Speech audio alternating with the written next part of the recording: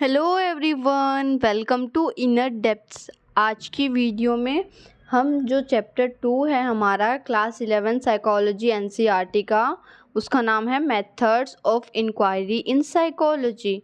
तो इसके हम टेबल ऑफ कंटेंट देखेंगे कि आगे चलकर हम इस चैप्टर में क्या क्या पढ़ने वाले हैं। तो चलिए स्टार्ट करते हैं।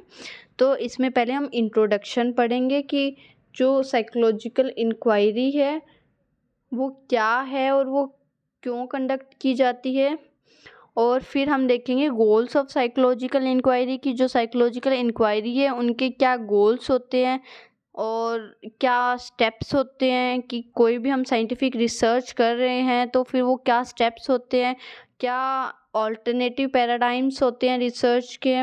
और फिर हम जो भी साइकोलॉजिकल डाटा हम गैदर करेंगे इसके थ्रू उसका नेचर क्या है। और फिर हम इसके कुछ इम्पोर्टेंट मेथड्स पढ़ेंगे इंक्वायरी के कि हम कौन से मेथड्स के थ्रू हम इंक्वायरी करते हैं। जैसे कि ऑब्जर्वेशनल मेथड हम पढ़ेंगे कि ऑब्जर्वेशन के थ्रू, एक्सपेरिमेंटल मेथड हम पढ़ेंगे कि एक्सपेरिमेंट के थ्रू, कोरिलेशनल रिसर्च के थ्रू, सर्वे रिसर्च सर्वेज के थ्रू, साइकोलॉजिकल टेस्टिंग, अलग अलग जो भी साइकोलॉजिकल टेस्ट दिए गए हैं उन टेस्ट के थ्रू, केस स्टडी, अलग अलग केस स्टडीज़ के थ्रू। और फिर हम जो भी उससे डाटा गैदर करेंगे उस डाटा को एनालिसिस करेंगे कि एनालिसिस ऑफ डाटा।